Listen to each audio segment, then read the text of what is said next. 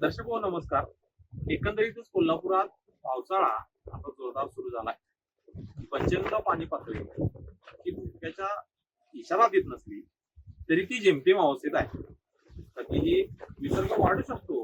धरणाच्या बॅकवॉटरला जर पाऊस झाला जोरदार तर विसर्ग वाढू शकतो आणि पंचगंगा पाणी पातळी काही तासातच धोक्याची पातळी गाठू शकते.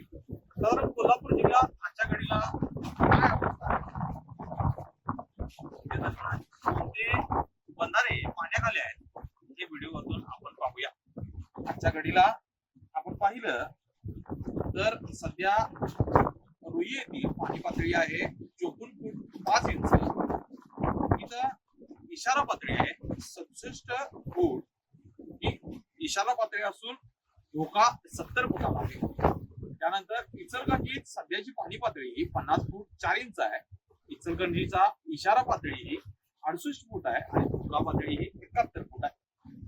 हे अजून धोका पातळीला बराच अंतर आहे. त्यानंतर तेरवाड बघायचं झालं तर सध्या पाणी पातळी ही 47 फूट असल्यानं तेरवाड इथली सध्याची पाणी पातळी 47 फूट आहे. तेरवाडची इशारा पातळी ही 71 फूट आहे आणि धोका पातळी 73 फूट आहे.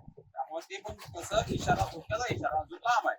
त्यानंतर शिरोळ येथे पाणी पातळी बघायचं झालं तर सध्याच्या घडीला 37.9 आहे. इथं धोक्याच्या पातळी आहे 78 आणि इशारा पातळी आहे 74. त्यानंतर नरसिंहवाडी बघायचं झालं तर सध्याची पाणी पातळी ही 68 फूट आहे.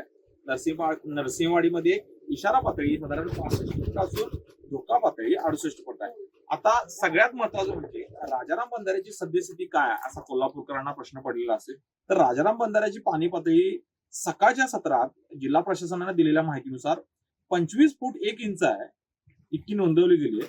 बंधाऱ्यातून सध्या 19,706 क्युसेक्स इतका विसर्ग होत आहे. तर तेथील नदीचे इशारा पातळी ही 39 फूट आहे आणि धोका पातळी 43 फूट आहे. सध्या जिल्ह्यात 17 बंधारे हे पाण्याखाली आहेत.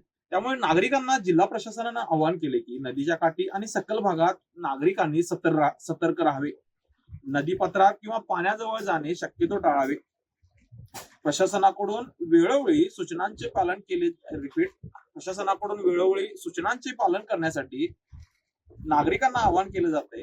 आणि आजच्या घडीला 20 जून रोजी सकाळी सत्रात एकूणच 17 बंधारे हे पाण्याखाली असल्याची कोल्हापुरातली स्थिती आहे. तुम्ही कोल्हापुरातल्या कुठल्या भागात राहता? तुमच्या इथं पाण्याची पातळी काय आहे? काय वाटते तुम्हाला? आम्हाला कमेंट करत नक्कीच सांगा आणि अपडेट राहा डिजिटल कोल्हापूर सोबत.